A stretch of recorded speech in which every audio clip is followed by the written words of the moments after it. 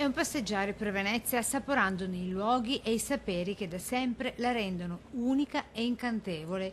È un autentico diletto vedere come nello square la sapienza del maestro Dascia nella sua attesa continua a plasmare le imbarcazioni a remi tipiche della città, una su tutte la famosissima gondola.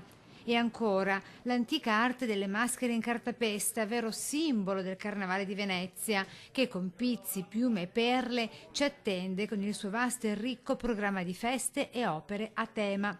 Sono soltanto alcuni degli interessanti e suggestivi percorsi da intraprendere per conoscere una Venezia diversa, nuova, ma sempre seducente, e quella dei suoi artigiani del centro storico. Sono stati identificati 4 ambiti, quello dell'arte, quello della gondola, della maschera e quello del vetro, e all'interno di questo sono state coinvolte 40 aziende artigiane. Quindi c'è una valorizzazione sia delle aziende storiche e che hanno un valore come arte artigiana, ma anche con delle realtà innovative. Venice Original, Venezia originale. Questo è il nome del progetto, rivolto non soltanto a turisti curiosi, ma anche agli stessi residenti, perché si sa, quando una cosa la si avvicina, non sempre la si conosce. Quindi noi che abbiamo questo petrolio, dobbiamo saperlo valorizzare e mantenendo anche, dando un valore anche di visibilità a queste realtà. Nei primi 3 percorsi si evidenziano gli antichi mestieri della tradizione con le varie tecniche di lavorazione dei manufatti.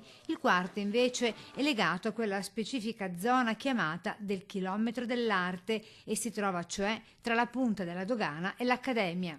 Come target ci sono i millennials, cioè questi giovani che hanno una capacità di spesa soprattutto nei paesi ormai emersi più che emergenti nell'area della Cina, del contesto asiatico, ma anche i paesi del Sud America o dell'area insomma medio orientale, hanno una disponibilità economica, vogliono provare un'esperienza, cioè a loro interessa avvicinarsi a questo mondo che per loro è fantastico come quello dell'artigianato.